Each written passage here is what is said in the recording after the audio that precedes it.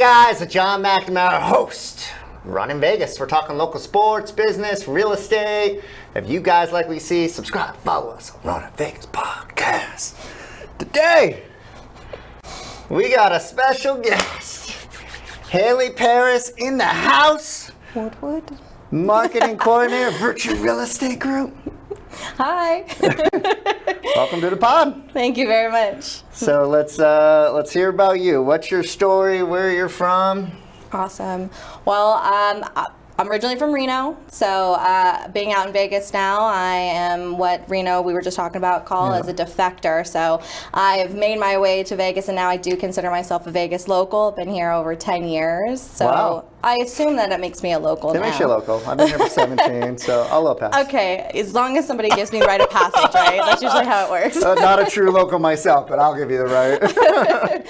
But I came out here for college pretty much and been here ever since. So I'm a UNLV alumni. I graduated with a journalism and media studies degree, Wow. which is a very large parent of what I do, but it is, marketing at its core is what I do and kind of wear a lot of hats. And so I've been out here kind of jumping from business to business and figuring out where I fit into marketing, and real estate's been what's stuck for the last 6 years. Cool. Well, I knew I liked you because you went to UNLV. Yeah, most do. I love it. And I'm sure you got the hit with the Running Vegas podcast today. I know. I saw that. I said I obviously had to be on. Yeah, I'm like, that's why you're really on. We're just talking UNLV the whole time. Yeah. But so how'd you got into marketing for real estate? That's really interesting. So tell me a little bit how that happened, and now you're with Virtue Real Estate Group. We're super excited to have you on. You've just been great. So far, it's only been 2 months, but it's cool to see somebody in the office at 8 a.m. as well to say hi to. You needed an early morning buddy. That's why they brought me on. It can get lonely in there. Yeah. I'll let you know, I did not actually choose to go into real estate. It kind of just, my path ended up there. I actually went to UNLV to be an interior architecture major. Oh, wow. So a little bit in the housing space. Really loved design, really loved working in high school with a local interior design firm. And so that's what got me out here to Vegas, is looking for an accredited interior design program. And UNLV has one of the best. Wow. So it was kind of an obvious choice. Plus, in-state, you can't go wrong with in-state. Oh, for sure. So that's what brought me out. Plus, I've played volleyball all my life, and so I was also looking for a volleyball program that I could be a part of. And UNLV had a really fabulous D1 program, which they still do. But I didn't end up walking on that first year. I ended up being a manager for the UNLV volleyball team. Oh, cool. And I really enjoyed that. But, just like college, it's your first time on your own, first time living out of the city I grew up in, no friends, getting used to the people I met. Yep. So I was trying to figure out where I wanted to go with the career, and I just ended up deciding to make a change when I realized I was never going to pass physics. It sounds like me in Spanish class. Math is not my thing.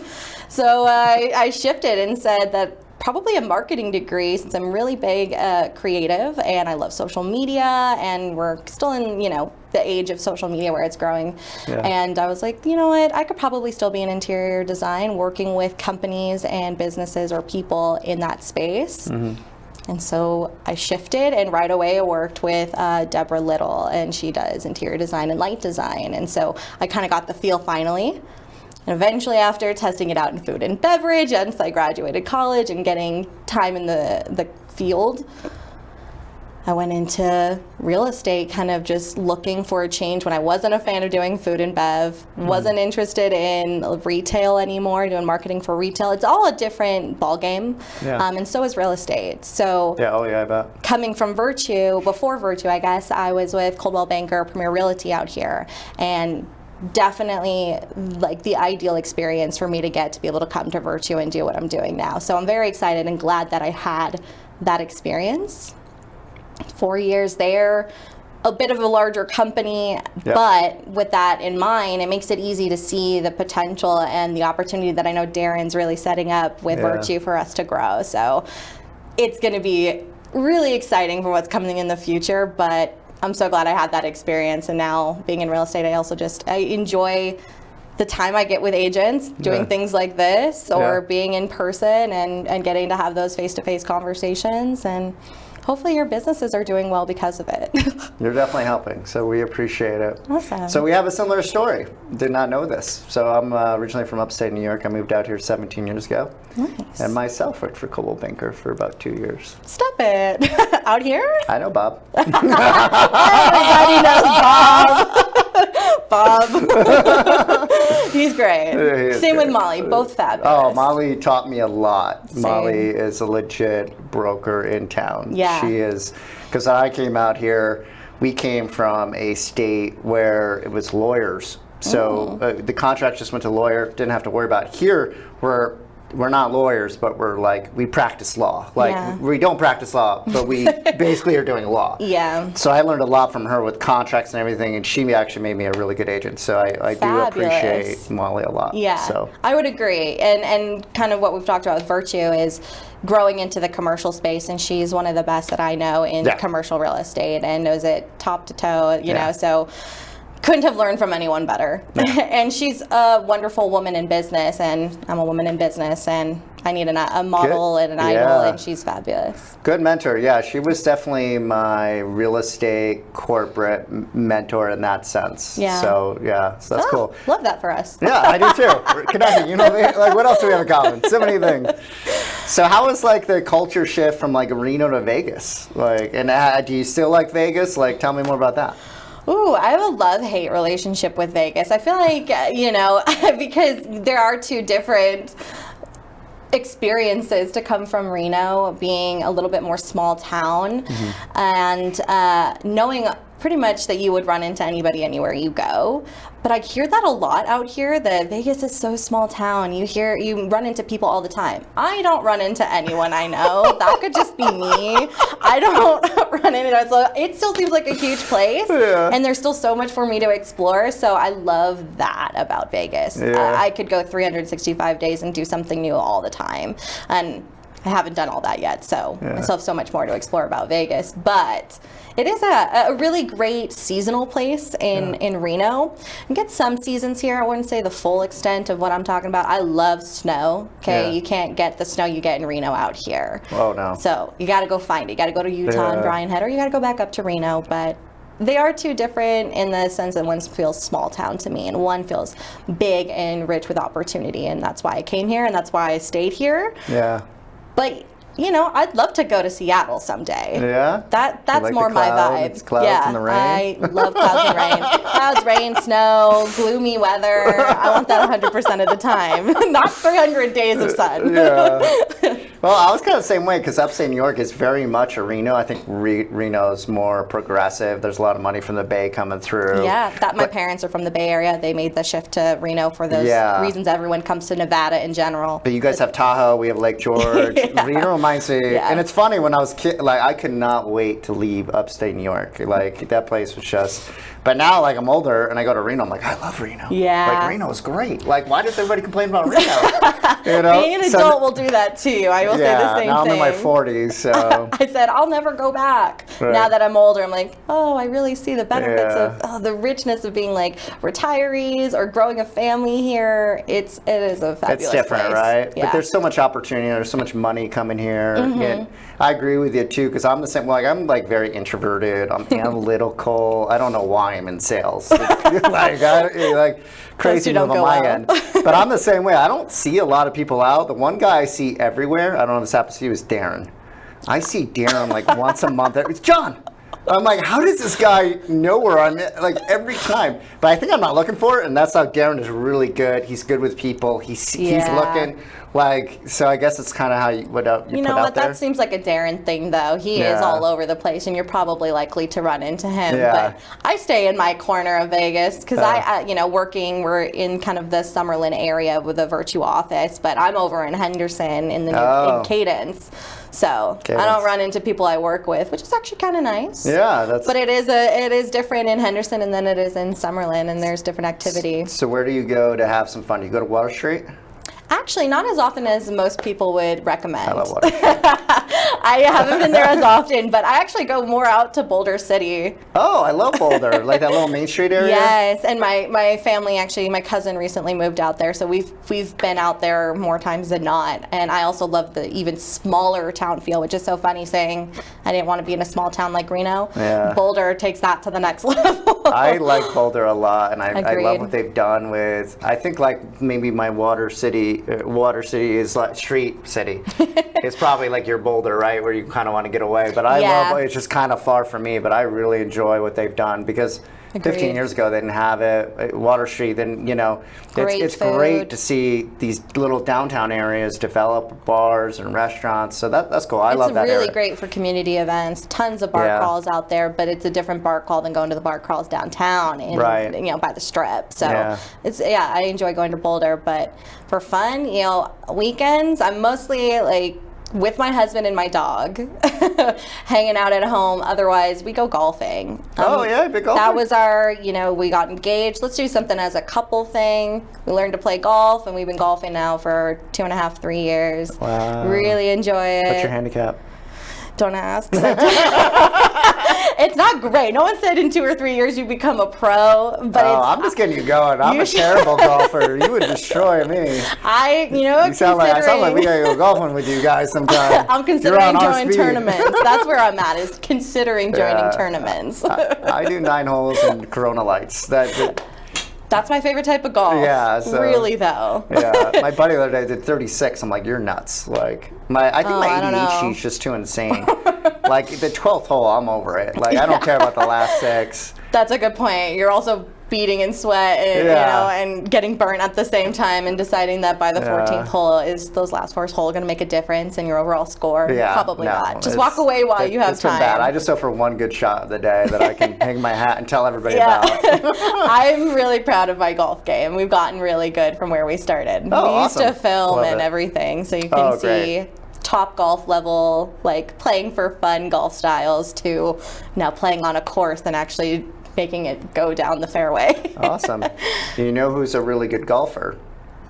Chris. Ooh, really? Yep. Okay. He's my brother. No, he's not. He is my brother. Yeah. Stop. Yeah, he's a really good golfer. He teaches me all the time, and then I don't play for a year, and I suck again. But And then if he has to I teach don't, you again. and you might be better. He's actually a really good golfer, and he has good lessons. So just a thought, Okay. because he likes to teach. Obviously, he's a coach in real life. I was but gonna say, he's a might really as good well. golfer and a good guy. Might as So, well take him up on getting coached in golfing. Yeah. Tell him I sent you. Okay, well, get a referral on that. Yeah, 25%. Awesome. All right, well, let's get back to real estate marketing. So, like, what have been, like, your growth moments and your challenges over the last year? Ooh, well, being with Coldwell Banker before coming here, since I've only been here a little over a month, typically with Coldwell Banker, I think some of my biggest growth moments just in 2024, they awarded me the Leadership Member of the Year award, which was really awesome to get that recognition after 4 years of really putting in work kind of as a design horse almost, in which you really are busting out a ton of marketing at a large scale. Since they've got 250 agents now, it's not doing marketing for all 250 agents, Right. but it is a really big group, and it's all different strategies, and everybody has a different style, and you're really just trying to accommodate as best as you can. So I got a lot of practice in doing that and working with agents and just being able to guide them on that process, and so that got me to getting this award, which I thought was awesome. Congrats. Well, thank you. And and that just makes me feel good that what I'm doing, whether I see it or not, is having an effect on agents, and I really enjoy that aspect. In terms of challenges, man, you agents are a beast in general, because you all are go-getters, and Yeah. you need things so fast, and so it's working on delivering quality at the fastest rate you possibly can. So here's a good question for you. How is it really dealing with agents? Give us the, be honest. Hot take? Not me though. No, I'm good. I'm easy to work with. Hot take, Eagle agents maniacs. are Agents are brutal. No surprise. It takes some seriously hard skin to not take anything personal. They're like, it's not anything. I just need it now. And you're like, okay. I could do that right now. I'll drop everything and do it right now. Like you don't have other things to do. Yeah. We're a rough group, so we appreciate you putting up with us. But you're also so, I would say most agents are also really appreciative because they realize how much it helps after the fact. They're so stressed about doing it, which is where all the frustration comes from anyways, towards not us per se, but we feel that frustration that they don't understand how to implement marketing and they need somebody even just to do it for them or to hold their hand and guide them. That's usually where I'm finding most agents struggle, and then they see me set something up or teach it to them and it becomes a lot less daunting. Like, oh, it wasn't as hard as I thought it was. And you're like, you're right, it's really not. It just, time and planning, half the time, it's all it takes is extra time to plan to do something in marketing, whether that's the digital presence that you have on social media or what you put out in ad campaigns, or it's what you actually put down for every single listing in print marketing and getting it in front of the right viewers. It just seems like a lot, but when somebody helps you, it doesn't seem as daunting. Yeah. Well, one thing I really appreciate, you're very inviting. Whenever I come in, you're very professional. You come to me on things too. So I can't tell you like how I've never seen this before. Oh. Because a lot of people do not have, a lot of like creatives don't understand that, and it's such an important part of the process, because then if I'm comfortable with you, then like I'll walk into your office maybe once a week, right, and ask you a question on something because I feel comfortable. Yeah. But if I'm getting the eye rolls as I walk in, you have never done this. But with creatives, it can be a little challenging, you know, so I'm impressed. It's only been 2 months, but I'm impressed because you got great energy, a big smile, you're very welcoming, you made effort to talk to us. Where usually that door is closed and we don't, your door's always open for the most part. So I really appreciate that, because that's you're very professional. Oh, thank you very much. No, customer service to me is part of the business. I can't be of assistance if I can't get to know you and you don't feel comfortable to ask me, and then you come to me like, well, I didn't get what I needed, so we lost the property. And I was like, oh, well, why? Could have come to me at any point. I want it to feel like it's easy for you to feel comfortable. As I assume you expect that for your clients working with you, is they should just feel comfortable to ask even some questions that they may feel like are stupid questions. Nothing's a stupid question. It just, you don't know it yet or you're not confident yet. My door's only closed because I'm on meetings doing things with other people that aren't in office. Otherwise it's open to everyone who's in office. It is. I'm impressed. So your Virtue 2 months, so so far, what's your impression of Virtue? What are your goals within the company? And what are the service, because we have a lot of Virtue agents that watch the show, like if you're an agent out here, what are the service you offer and what you can help them here in the future? Yeah, first impressions on Virtue, it is big business mindset. I love the opportunity that Virtue is set up, or at least that Darren and Susan have set up for Virtue as well. They're really embracing video, tech savviness, and being innovative with all things real estate, not just in how you do real estate as an agent, but how we market it and how we present the company. And I feel, and I'm sure you've seen it, real estate's always kind of been the same, and how we say this is just listed and there are certain things you expect out of just listed. Well, with the additive that is social media and the online presence, now for sure you can change how we describe properties, how we tell stories about it. And listening to Susan and Darren talk about what they see the brand going, it is about being innovative. And I love working with other creatives like videographers and our virtual assistants online that are thinking that way too. Because sometimes you get people, and we have a lot of people in real estate or have been in the business for 20 plus years, and you're so confident in doing things the way you've been doing things, because don't break what's not broken, right? But you're gonna get washed out by the new people who are doing the new things and the new generations that are shifting the way that we see properties, we see marketing, the way that we see the buyer seller journey. Right? You know, Gen Z is one of the generations right now that are making decisions for the whole world. They're the most vocal about it, and if you can't jump on that and capitalize essentially on what they're changing about buyer decisions and how people are utilizing or viewing companies, Yeah. you will get taken out by somebody else who's willing to step up and do that. So Absolutely. it's really great to see Virtue being part of that first step and being innovative, changing the real estate game. Yeah, I like that too. I'm so glad you brought that up too, because it's so, you're right, because there's just like I'm at 9212 Main Street, look at the house. Like, it's just a boring video, right? Yeah. So you really need to be innovative and mix it up and what's working. Yeah. And yeah, the younger generation, when I got in the business, like, it was cool to be a prospector. It's not as cool now. Yeah. Now everybody's Instagram. Everybody's a luxury real estate agent on Yeah. Instagram. If that's true or not.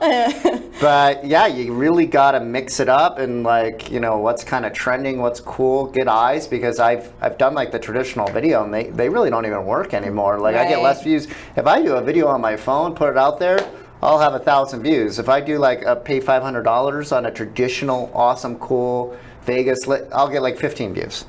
So you gotta like you said, you gotta be innovative. You gotta mix it up. Yeah. So it's still about consistency too. I think that's the other thing. The biggest mistake that most agents fall into is Yep. not being consistent. Even if that is what you offer your clients every time, and saying, I do this every single time without a doubt, you wouldn't question it. You can go to every one of my past clients and say, yeah, he said what he was going to do and he did it for me. And you're like, great, he did it for me too. Yeah. It's the repetitive nature of doing that with the listing and then doing it again on social media consistently, even if that's just showing up. yeah. You know, being a presence on social media more than anything. But I totally agree with that, because I think, I used to do this. Now I just I could have the worst video that I put on my story. It's like, whatever, you just do it. Yeah, You get in that absolutely. mode every single day to make the video or the post or whatever it is, and having a schedule for it. Yep. I think that's the biggest thing for me. That was a game changer, because to think of what I'm going to put on, I'm going to leave that, and then another day goes by, and then a year goes by, right? So you have good everything- intentions. Yeah. So that's one thing I'd recommend, is having a schedule. Go to her to get it, but Yeah. have the schedule ready to go, because then it's just, you don't think, you just put it on. Agreed. It's Yeah. part of the planning process. You just have to plan ahead. And if you can even take an hour to batch content, an hour to set a plan, it's better than waiting to do it that day and being reactive and then being like, it's too much work. Now I have to do this every day. Well, technically, no. Not if you planned. You wouldn't have to do it every day. Yeah. Yeah. But I know we talked about big future plans. I mean, Virtue is going to, obviously, it's to grow, but it's to grow into other branches. More closely aligned with where we're headed right now is, first off, is property management. A lot of the clients that we work with, Are we breaking news right now?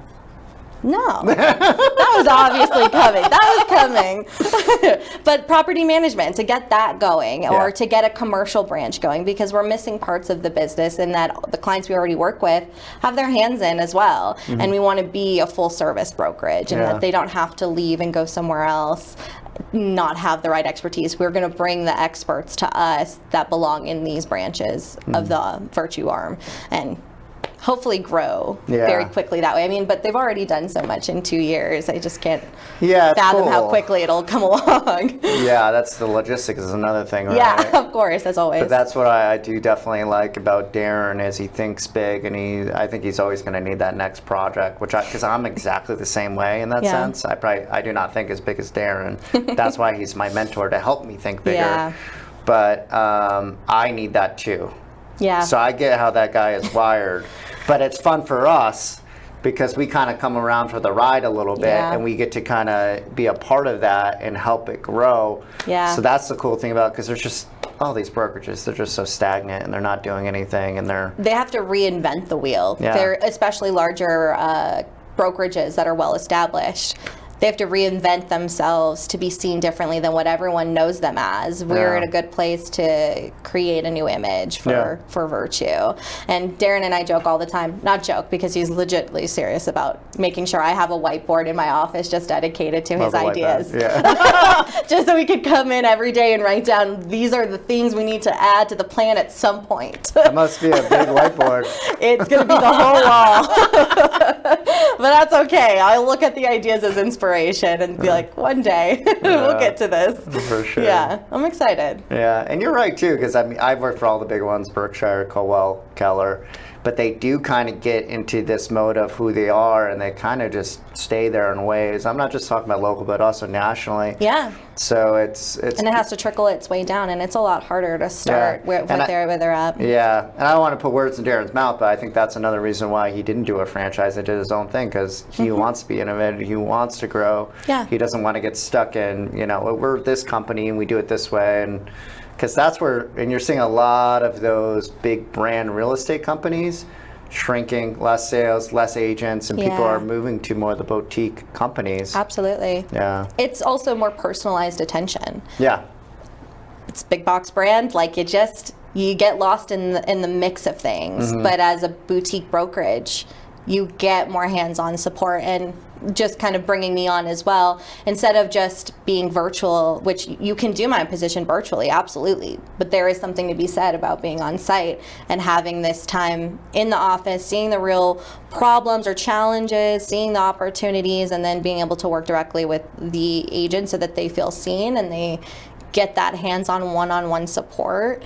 Otherwise, you are a figment of their imagination, and they don't feel that they're getting the support they need, and that's typical to some of the larger brokerages. It's just not within their means to be so dedicated. Yeah, and that's okay. And I love that you said, like, being the office, that applies for agents as well, because there's such a big difference. Because I love you, because every time I see you, you're like, you're locked so in, focused. You're doing your stuff, and I'm like, all right, like, we're all working. Like, I get pumped up about that stuff. But you don't see a lot of that, especially real estate agents. Yeah. Everybody, there was a big shift, pandemic, everybody started working home. But there is a difference of working in the office, there's an energy thing, and then plus your intention is in the office to work and then get your stuff done and then go home, enjoy your family, whatever it looks like, or go have fun. But it's tough to work from home. There's too many distractions. 100%. My dog is the biggest distraction for me at home. 100%. Or the fact that I could do laundry while I'm there. Right. Multitask. But doing laundry takes away from all the other work I've got to do. But yeah, I agree. Agents being in the office, it is about dedicating that time when you're there. Otherwise, your home is your safe space. You don't treat it like an office. You don't have the same mentality you do when you are surrounded by other people.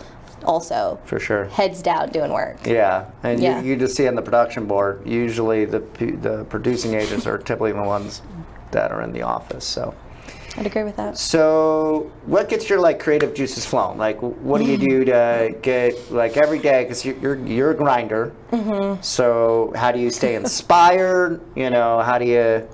I go through roller coasters in this field quite a bit, having the excitement and the highs of all this creativity, and then those periods of lows where you're like, I'm being drained of that creativity. And a lot of the times it's because you don't want to spend time in social media. If I spend all day in social media, if I spend all day in my email, that's the last thing I want to do when I go home. However, that is where I do find my inspiration, is watching other brands and other people on social media. So I am a victim of the doom scroll pretty regularly. Those cat videos are amazing. Yeah, the AI bunnies just got me. It's one of those things. The dog podcast.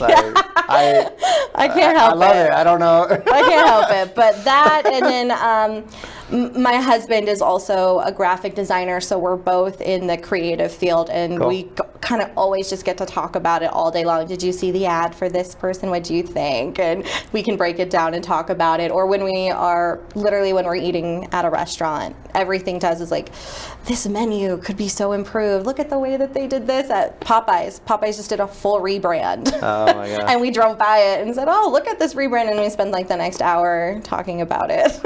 And it made me think about the littlest things, of changing of a font, changing of colors. This is just can change the whole business. And now I don't really eat Popeyes, but when I go and look at them, now I feel more enticed too, just because they made a change. So it's in everyday life, which is often for us is we're out and about shopping more than anything. Yeah. So we are looking at current brands and out there, or doom scrolling. That makes sense.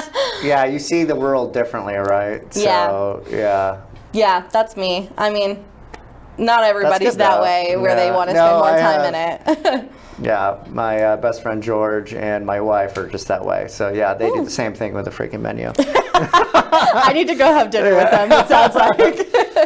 So, what are your goals over the next 5 years? What are you trying to achieve? What are your intentions to achieve, I should say? You know, my goal is never to climb the corporate ladder, and where I'm at is not necessarily corporate. So I don't look to being like a director or anything. I like where I'm at. You know, my goal eventually in the next 5 years would be to move. I would love to move into a home of our own. We don't have a home of our own yet. We're still part of the renter group. But I'd love to own a home, maybe move to somewhere like Seattle. But I love Virtue already, so it might be a hard sell to get me to move. You know, I don't think that far ahead, because 5 years ago, I probably wouldn't have said I'm where I am now. And then Right. 5 years before that, I definitely wouldn't be where I am now. So I don't usually think that far ahead, to be honest. You're lucky I can think a year in advance. I'm thinking of my vacation next year at the very least. Where are you going on vacation? My husband and I would really love to go to Switzerland, but our family wants to go to Paris, so it might be family vacation to Paris. Tough choice there. Can't go wrong. I mean, we go to Cabo almost every year. That is like a guaranteed getaway. That's how I also refresh and come back rejuvenated for Cabo's work. a good time. Yeah, agreed. Well, I want to thank you for being on. Oh, thank you for We're having going me. to wrap this pod up here. Guys, if you're at Virtue and you need help with marketing, Haeli's your gal. Guys, run in Vegas. Take care of yourselves today.